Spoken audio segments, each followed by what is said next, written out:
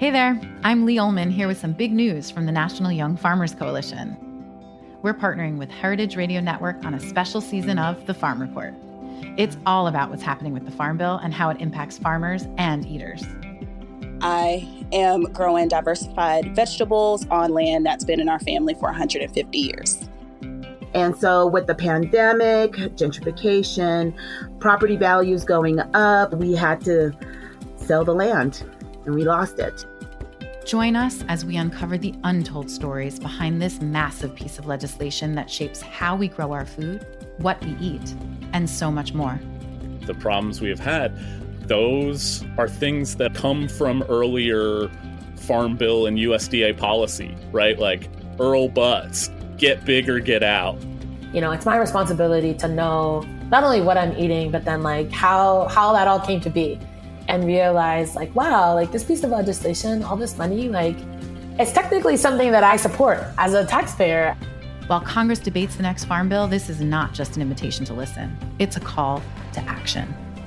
Be part of the conversation. Subscribe to the Farm Report on Heritage Radio Network, wherever you listen to podcasts.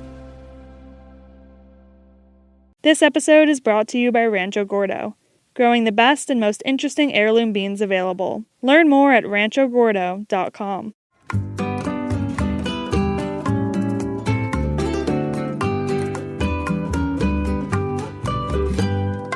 Welcome to Cooking in Mexican from A to Z. I'm Aron Sanchez. And I'm Sarela Martinez. And we have the unbelievable pleasure of inviting an unbelievable chef, co-founder of Dough Donuts, like New Yorkina. Just a wonderful, wonderful person representing our culture and our people with such honor and pride. Fanny Gerson is here, so we're really excited to welcome you. Thank you. Thank you for having me.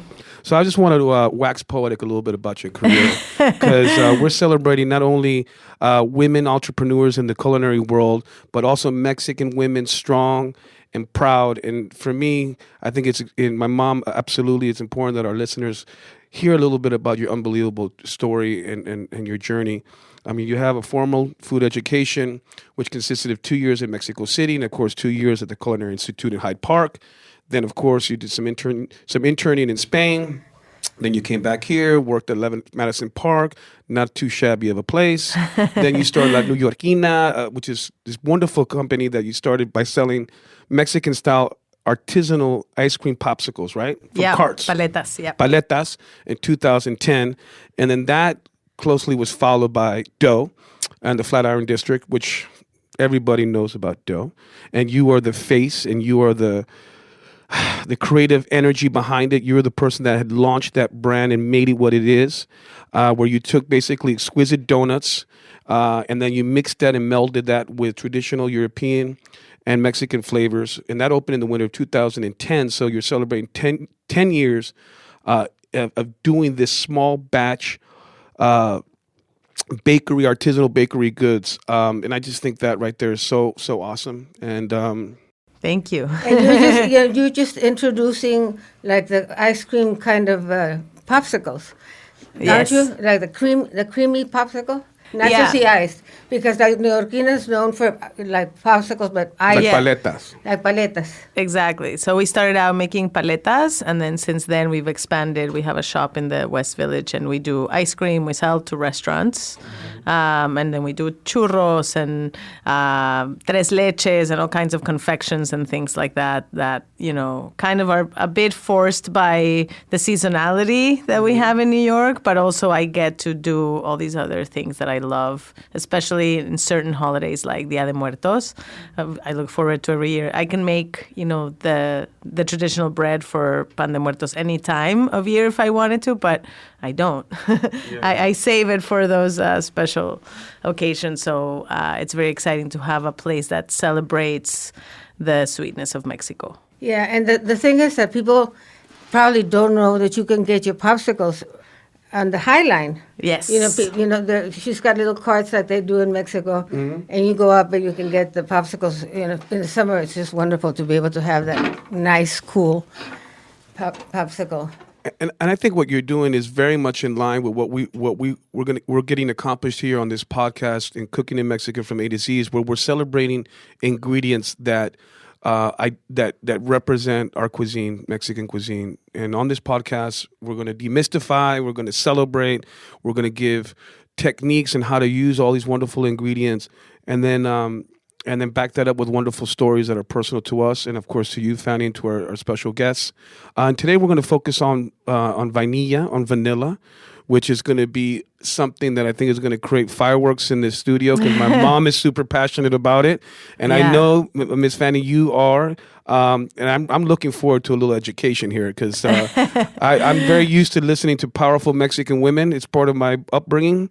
So this is going to be so lucky. Exactly. This is no exception. And I think it's wonderful that I'm here because I can identify with your story. You're a writer. You're a cookbook author, just like my mom. You've been featured in many different publications, from Edible Manhattan to the New York Times, Fine Cooking and Gourmet. And I just, your book, My Sweet Mexico. I mean, it's just an honor to have you here. And don't you have a new book on popsicles as well? I have 3 books. So the first one was My Sweet Mexico, then Paletas, and then Mexican ice cream. Yeah. And actually, I was just thinking about this now when we were in relation to the subject. I don't have a copy with me, but in the introduction of the ice cream book, I say something like, that vanilla and cacao, are indigenous of our land. Yeah, of course. And I forget, it's not that language exactly, but I remember my friend read it, and a friend of mine, and said, that's so strong, such a strong statement. And I was like, yeah, and it's not necessarily, when people think of vanilla, they don't necessarily think of Mexican food, or they don't necessarily think of a Mexican ingredient per se. But it is so, and doing ice cream, it's the #1 selling ice cream flavor in the world. In the world. And it originated in Mexico, in the state of Veracruz. Exactly. Which is the subject of one of my books, Arelas Veracruz. And when I discovered that the whole tradition and everything I was overwhelmed with emotion, let's say, because very few people know that vanilla comes from Mexico. Yes. And it's not just that it comes from Mexico, but that the method of fermentation and the way of using vanilla it takes about 10 years from a little plant to grow to become a vanilla bean. Mm-hmm. And what happens is that the plant is a climbing orchid, and people, it has to be pollinated. Mm-hmm. So that was the whole thing with vanilla, because when the French came to Mexico, they thought, oh my God, we're going to take this ingredient and blow these people out of the world. But it took 200 years for them to be able to do that, because they didn't realize that there was a tiny insect that pollinated the plant.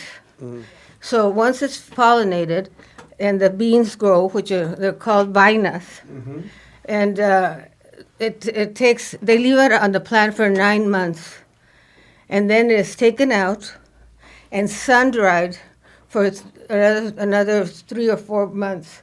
So what they do is they lay it out. We went in Veracruz. They lay it out on this hot cement floor, let the sun shine, and then they wrap it in blankets and let it sweat out. And then the next day they take it out again. So it's very, very high labor intensive plant. And then once it's fermented, it becomes this glossy, black, brownish color, beautiful. And there's little crystals of the vanilla and the flavor on the outside. And then they're sorted according to the quality. And all the little pieces that fall, or the broken pods, are used to make vanilla extract. And those little pieces are also bought by Coca-Cola. So Coca-Cola is the biggest consumer of vanilla probably in the world. Yeah. So just so we're clear, so it's a climbing tropical orchid. So we want to be technical for all you botanists out there. And there are 2 different kinds. There's the Tahitian and the Mexican, which is called Planiflora. Okay. So I think it's safe to say that the Mexican vanilla is the most popular in the world. Because now I think it's important, we kind of talked about how vanilla, what species it is, how it takes the process to get it to where it's dried. how you steep it in alcohol to make vanilla extract, right? Now, why is there Madagascar vanilla and why is there Tahitian vanilla? Now, how does that come about? Did they take Mexican vanilla and plant them there? Or are there a migration of ingredients? How does that work? Well, they actually took them there from Madagascar and Tahitian, which is in Tahiti. So what happened was that for 200 years they were trying to figure out how to get it to grow in those places, but they didn't know how to pollinate it. So once I think it was a Belgian or somebody like that who discovered that there was this insect in there and how to hand pollinate them. So let's say in Veracruz, for instance, the school year is changed around so that the kids can pollinate the orchids because they're only open for 3 hours once in their life. Wow. So they changed the school year. The kids go to pollinate in the morning and then go to school in the afternoon. It's incredible. And as they get older, they start pollinating in other ways. Yeah. So talk to us a little bit about your relationship with vanilla, Fanny, and have you been to Veracruz? How do you use it, etc.? Yeah, so when I did research for my first cookbook, for my Sweet Mexico, I spent almost a year traveling around, and vanilla was, of course, a very important stop. But it was actually difficult to find places in general in Mexico that would open up. There's a lot of sort of... we say like people are very jealous, but I think it's more like protective of their, like, what do you think you're going to do? And actually, even though it was originated in Mexico, the supply is very small. But I ended up going to this place where they harvest and Victor Vallejo or Heriberto? Heriberto. Yeah. And it was amazing. Something that I grew up with, thinking of, you just get in a bottle and then eventually, you see the vanilla beans, but then to see from beginning to end, it was amazing. And then they had this bag, and just like Zarela was saying, they categorize them, right? So, but there's this bag, and she's like, these are the ones we can't really sell for a lot because they had like a lot of sort of white spots that were crystallized. But she said, but actually they make some of the best, you get some of the best flavor because it's just the natural sugars crystallizing. But it's something that, it's not visually very appealing. So, if you get sort of a pure one and then you get one with these sort of crystals, I'm going to go for the one with the crystals. Got you. And then, so obviously and at La Neoyorquina, we do a Mexican ice cream vanilla. We use Mexican vanilla exclusively, but there was a shortage in the last few years. And I'm like, what do we do? We can't, and there's amazing vanilla from different parts of the world. But it's just important to... How dare you, Fanny?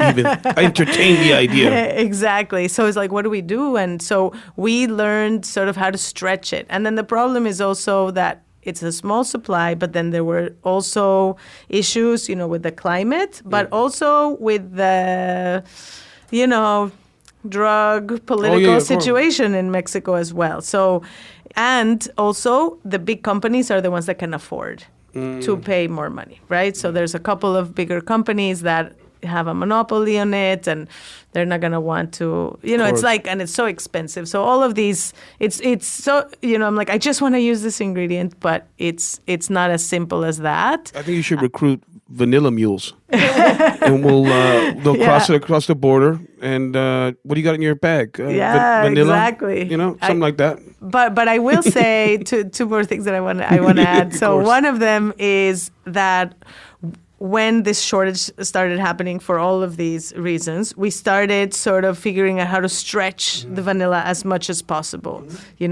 Like we use the vanilla bean, then we rinse it, we dry it. Then we use it for certain applications. Then we grind it. We make a vanilla sugar. So for different things, we stretch the vanilla as much as we can. And then we did have to eliminate it from some of the items just because we didn't have enough. And it was missing. It was always like, what is it? You know, it needs a little more.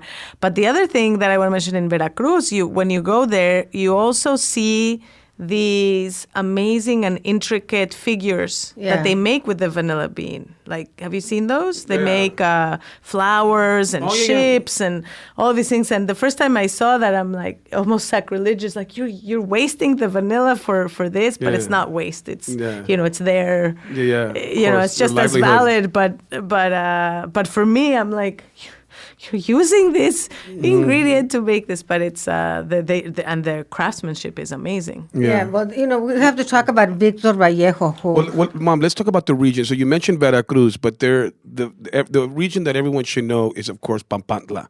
So can you speak about that little area and why it's known for vainilla? It's called Totonacapan because that's the place where the Totonacs were, you know, born. It's near to one of the most wonderful archaeological sites called El Tajín. And the wonderful thing about El Tajín is that it's not like morbid. In fact, the main let's say images are of people smiling. So if you have, you know, vanilla there, you can understand why people are smiling, because they are the people who work the plants. But getting back to Victor Vallejo, he totally revolutionized vanilla growing in Mexico. He's from California. He moved there. Now his daughter Alma is very involved in the process. What he found was that they were letting too many vainas grow on the plant, weakening the flavor.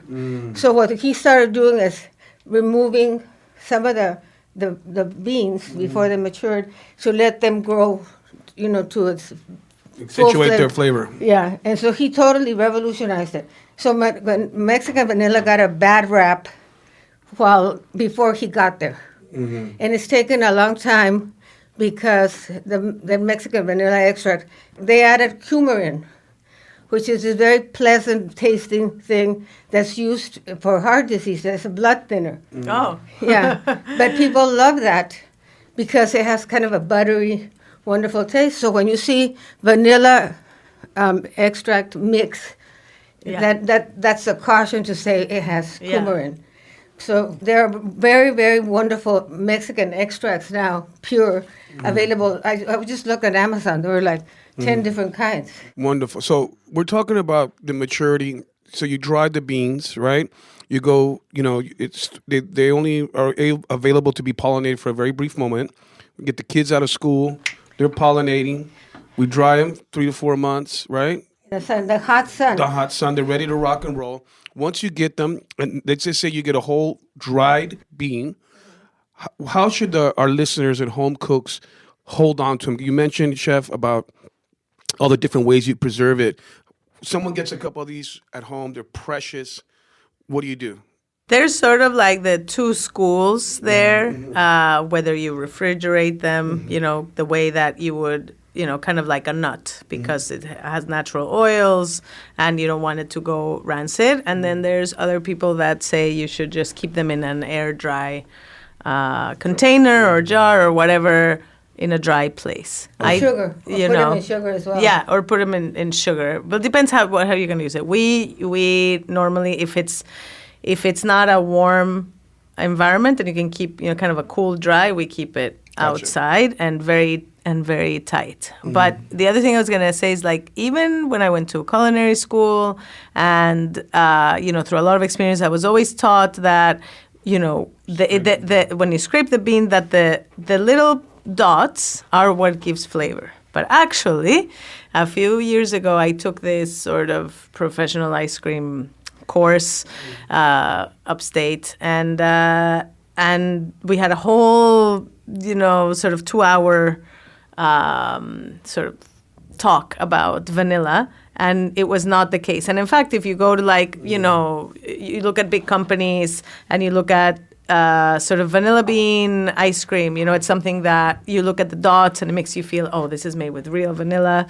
This means like it's more expensive, or it's better flavor. And actually, the best flavor is sort of attached right, like the membrane of the yeah. So it's so now you can buy a lot of companies buy powdered, so you can see the dots, and you add it to your Mix. base, and it looks like it's expensive. And you could use like a cheap vanilla extract and put that, but kind of fool the customer. And I was, that to me was, I'm like, because I spent so many, I'm like, yes, this is what you're taught. And I still love, like, I'm still a sucker for seeing the vanilla, like the dots, hoping that they're using the actual entire bean. So once you scrape it, let's say you get, we were taught, scrape the beans. Because also, I'm sorry to interrupt. No, it's okay. Because when they're green, they have thousands of seeds in there. Mm-hmm. So by the time they're sweated and fermented and all that, the little seeds become like a paste. Yeah, exactly. Yeah, so then because they concentrate. So you open it and scrape it out, and that's what you use to cook. One of the most fascinating things about Veracruz is that they use it in savory dishes. I know, you have an amazing dish. Yeah, pollo con chile seco. And it's just very simple to make. I made it for Amy the other day, and it was our producer. And she loved it because it's so unexpected. And they use the regional products, which are oranges there. When you go to Papantla, there are like orange groves all over the place, and lime and all these wonderful things. And they mix it with this chili, this little chili that comapa or serrano seco. Very few people know that there's some dried serranos. Mm-hmm. And you make it, and it's like it's an absolute easy, fabulous, very expensive dish. Yeah, so I think that's very important for our listeners to know that you can use vanilla in savory applications. Yeah. This recipe, I've had it many times, Mom. It's one of my favorites, by the way, that you make. You make everything's delicious, but that one in particular, because it surprises you. You're talking about citrus and chicken, yes, and chili, that's obvious, but then you sort of, you pepper that with some of that beautiful, fragrant Mexican vanilla, and it takes you to another place. It takes something very mundane and boring like chicken and makes it special, right? I think something that's important to, and I would love you to answer this, Chef Fanny. Once you've scraped the bean, whatever you want to do with it, put it in an ice cream base, whether use it in that savory, what do you do with the actual pod? Because that still has so much flavor. After you scraped it, do you put that in sugar? Can you steep that in something else to sort of continue that love if you go through all this trouble of getting Mexican vanilla? Yeah, I mean, for me, if I'm going to scrape it, I use the bean. I use both, mm-hmm. sort of scrape it, and actually sometimes I don't even scrape it anymore. Mm-hmm. Like you just split it open and then let sort of everything sort of come out. And what I used to do before a lot was to do like especially when it comes to like dessert making, or whether you're making a flan or ice cream or something like that, you steep it and you bring it to a boil or a simmer or whatever. But now actually I've been experimenting a lot in the last year of doing cold infusions. Oh. So you let it sort of overnight. It's a very subtle mm-hmm. but different taste, because it's just sort of, it's a very soft and natural. But you're just infusing it in and what? You just infuse it in the dairy. In the dairy. In the dairy. Gotcha. Yeah. And then, or sometimes we've done it, if you do use it for, you can make a really nice sort of vanilla syrup. So you can delicious. do like, and that's great for drinks. Yep. Or just to put on top of, fruit or something like that. Mm-hmm. You make like sugar, equal parts sugar, water. But after you're done with whatever that application, you can't do that, sort of, like if you can do this at home, not necessarily professionally, but once you're done with that, I rinse them and then I let them dry, the beans. And then you can put them in sugar and eventually grind them, or you grind them. But the other thing you can do is actually with the bean, I had a chef that did this, that I never thought of it before, but it's kind of genius, that you put it directly in flame You know, so you get toasted. kind of like a charred vanilla flavor, and that's great for sauces. Even if for something savory, Yeah. it would be amazing. You know, you get kind of like a smoky. Oh my God, that Yeah. sounds fantastic. Well, So- I think Pierre Gagné in France uses vanilla with duck and different, doesn't he? Yeah. I love his cooking. So I think vanilla is used in savory dishes in France a Yeah. lot. Yeah. Yeah, I was just with Chef Jacques Torres, and I love reminding him that the best chocolate and vanilla comes from Mexico. Yes. It really eats at him. Actually, it doesn't eat at him. Actually, Jacques gets chocolate from the Yucatan, actually. His cacao really? comes from there. So he's actually a huge proponent for Go Jacks. Go Jacques. So he loves Mexican chocolate and vanilla.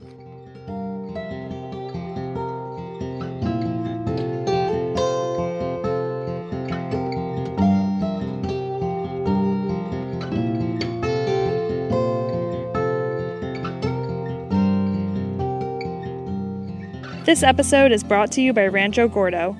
Over the past 19 years, Rancho Gordo has led the revival of heirloom beans, taking the lowly bean from a healthy but neglected member of the vegetable family to a near superstar status ingredient. From growing the best and most interesting beans available to making sure all crops are fresh and a pleasure to cook with, Rancho Gordo's mission is to encourage cooks to experience and enjoy the unique flavors of heirloom beans.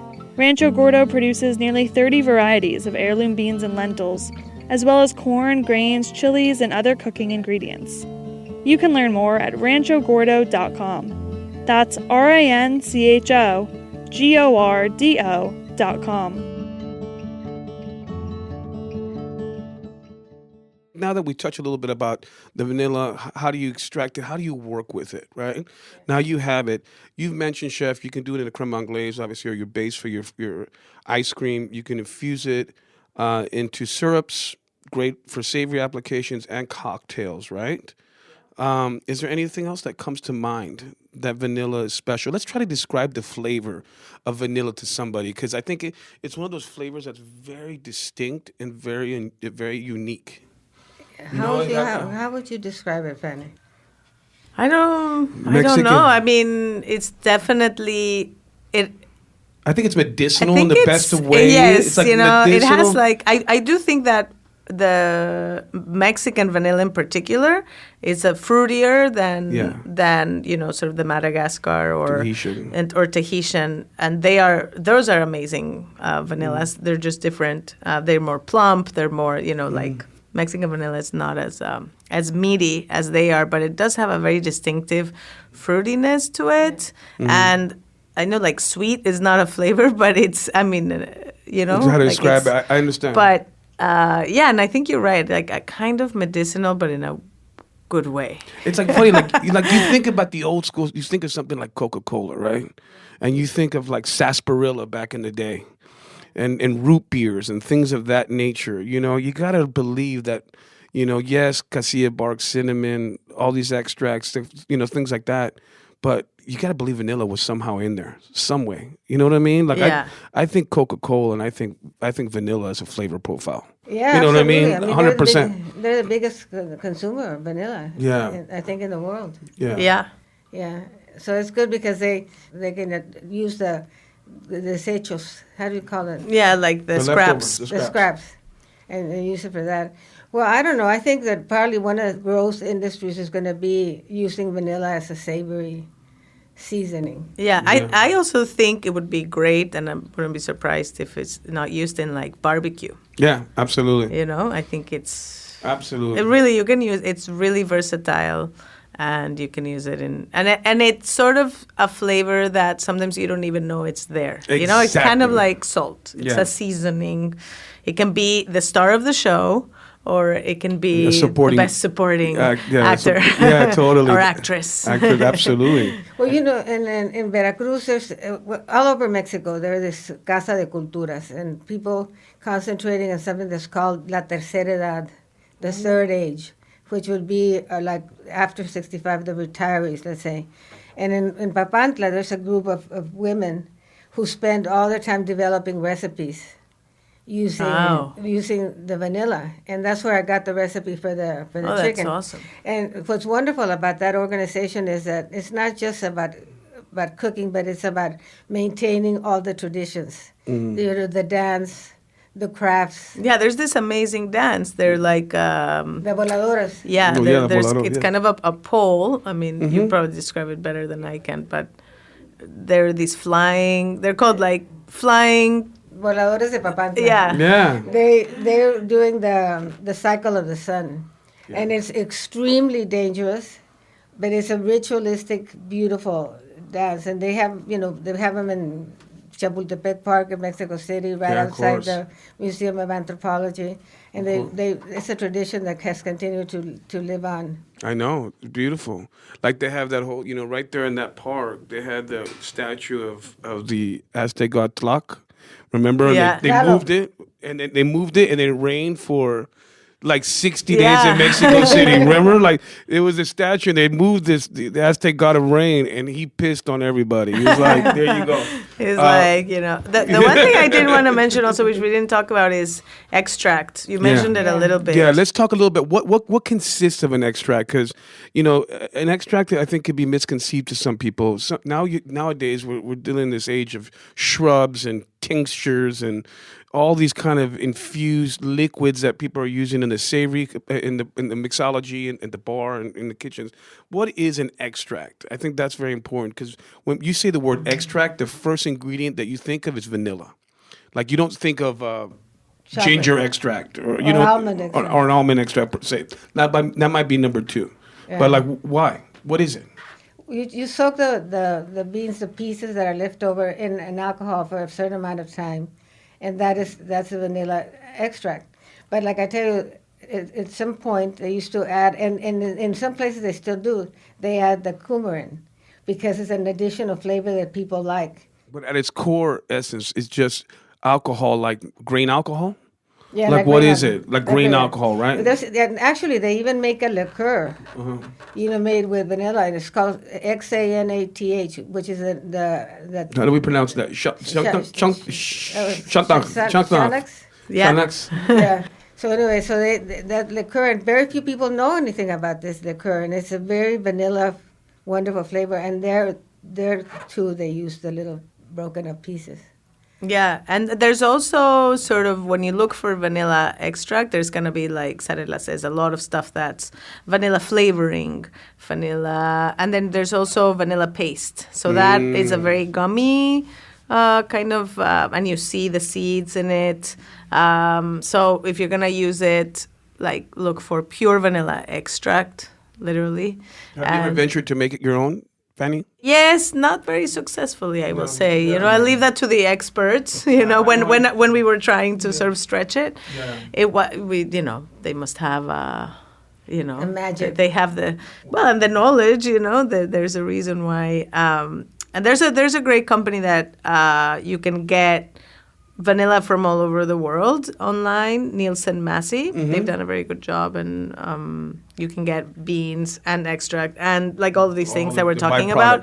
But when it comes to cooking with it, usually you want to add that at the end. So if you have something hot, because it's alcohol based, it's going to evaporate. So you're going to be wasting. And thank you for sharing that. And just to be clear, Chef Fanny's saying if you're going to use these extracts, do it right before. Yeah, like right at the end. You don't want to use it when when it's very hot, because then you're going to lose half of the It's going to flavor. dissipate the intensity and the flavor, and it's going to become something that's going to be muted. There's a company in Mexico, I think that if you can find the product, it's called Gaya, Gaya. And they were the first ones to really start commercializing vanilla. Yeah. But because it became so popular, there were like a lot of infighting there, as usual. That doesn't sound Mexican at all. Yeah. Fanny, could you please touch upon how do you use vanilla in baking? Because I think people are familiar with it, obviously, in ice creams and as a flavoring agent. But if you wanted to introduce vanilla in a baking, at what stage or what process would you do that? It really depends on sort of what you're doing, because you like if you're making churros, for instance. Like if you're making churros, that's a very good example. You would do it in your pâte choux, or what? So if you were gonna make in churros, you could use it in two ways. You could use it in sort of the liquid that you're going to be making the churros to infuse a little bit. But probably because then it's fried afterwards, where you're going to get the most is you could do a vanilla sugar to And then roll dust them afterwards. Let's describe a churro. You know? Yeah, so it's a fritter. Fried donut, if you will. With a particular, you take them out with a particular tip out of your dough bag. How do you call it? Yeah, like a piping bag, like Yeah. a And then star you get- tip. It's like long, kind of crunchy, but with a bit of chewiness inside. One of the another great contribution that Spain has given Mexico is the churro. Yeah. The churro con chocolate is something that's iconic in Spain. You have to have it while you're there if you ever have a chance to visit. But yeah, the churro is something that is now, I think, associated more with Mexican cuisine than Spanish, to be honest. I think it's something that is Yeah, perfect. I think so, with too. canela, Mexican flavored cinnamon on top. There's nothing more joyful and blissful It's in the world. best. It really is. But sort of going back to your question, I think in most recipes, baking recipes, I would dare to say, at least American, or this side of the world, I would say, like in North Americans, you see probably like at least 80% of dessert recipes or something like that has vanilla, in Extract. cookies and muffins and cakes. And, it's like I said, it's like the salt. It's like the salt of the sweet Yeah. world. So usually it's put in, if you're whipping eggs, for instance, or creaming butter, for a recipe, or making a creme anglaise, that's when you would put in the vanilla extract. You know what I mean? Well, one of the most ways that they use vanilla that I hate is making it vanilla candles. Oh, yes.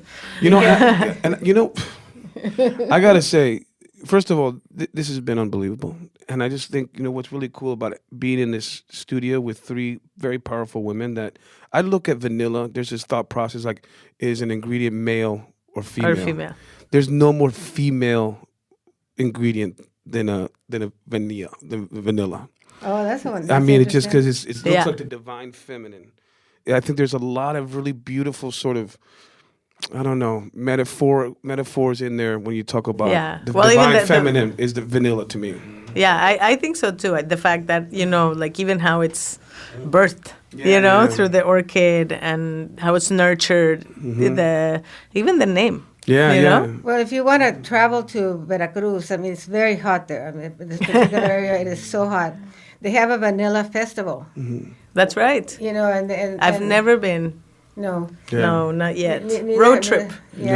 Road trip. You have to go there. Well, you could fly to Costa Rica and make it kind of actually this, because it's a big petroleum producing area.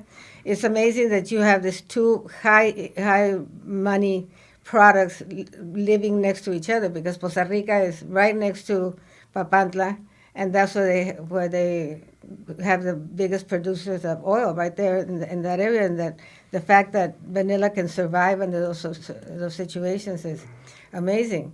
And also because it's up there north near the Gulf, it's on the Gulf, near the Gulf, they're often hit by tornadoes and hurricanes. Big time. And they say that the best vanilla comes when there are 5 cyclones or 5 hurricanes that hit the area. So they say because they get the extreme humidity and then it dries. And again, so that's the cinco ciclones or something like that. Oh, I see. Yeah, so it's a really interesting thing. So if you want to go to, not just to Papantla, not just because of Papantla, but because you have got to visit El Tajín.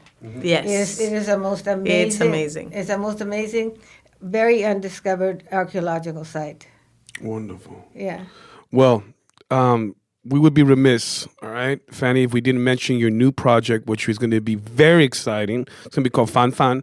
Can you talk a little bit about what you're going to be doing there? Because we're kind of coming to the conclusion of this unbelievable podcast, but we want to make sure that everybody that's listening knows where to find you and continue to support you. You're a true chingona and a Gracias. true orgullo mexicana. It's unbelievable. So please tell everybody what you're going to be doing next. Yeah, so I'm going to be opening a new donut concept called Fan Donuts. My sister, that's one of her nicknames for me, and I wanted a name that was playful and fun and that kids could pronounce, that different languages could pronounce. And it's really going to be a community-based place. It's going to be in Brooklyn, in Clinton Hill, Navy Yard area, and we're going to open sometime late spring, early summer.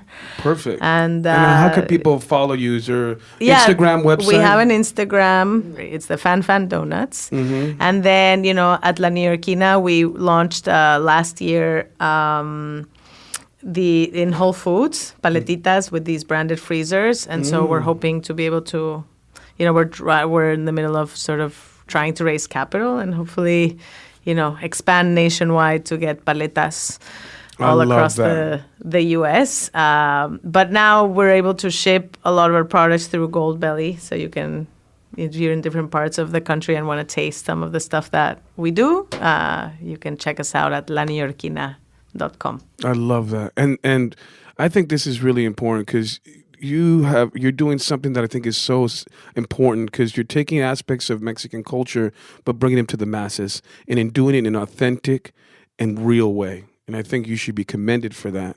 And I think it really because there's a lot of things that are being exploited about our culture and our food, and you're doing it the right way. You're not compromising, and I think that right there speaks volumes of your character and who you are. And can I just mention your husband's restaurant? Yes. I absolutely love. I can never remember the name though, but the Casa Pública in Publica. Williamsburg. And it's the one place where the food is really Mexican. I mean, they have the best tortillas, the absolutely best. The carnitas are fantastic. The sauces are fabulous, and it's right around the corner here somewhere. No, it's in Williamsburg, so it's not too far. I have to say, again, we're beyond grateful. Thank you so much. Thank you. I'm so honored to be here. Please be on the lookout for Fan that's going to be coming down your way. She's going to continue being this pioneer in everything sweet that's Mexican, just like her. I know every time I see her, I want to pinch her cheeks. If you rub her arm, like vanilla and canela comes out. You know what I'm saying? Yeah. So it's just wonderful, wonderful having you here. You honor us with your presence. Thank you so much. And please, everyone out there listening, please make sure that you keep in touch with Fanny Gerson. And that you check us out, cooking in Mexican from A to Z. Absolutely. You're the A and I'm the Z. And we're going to continue to bring to light, demystify, celebrate, show you technique, all backed with stories, celebrating Mexican ingredients. Thank you so much for listening. We'll see you next time. Adios.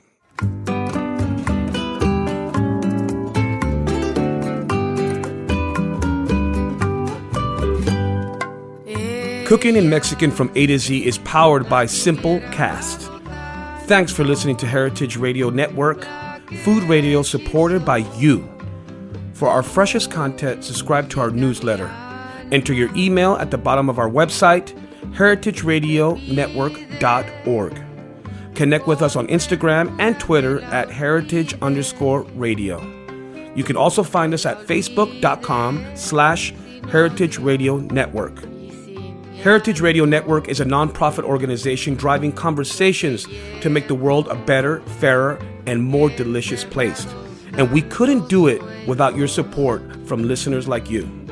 Want to be part of the food world's most innovative community? Subscribe to the shows you like. Tell your friends, and please join the HRN family by becoming a member.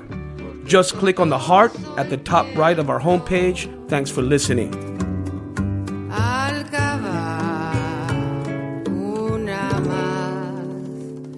En mis entrañas.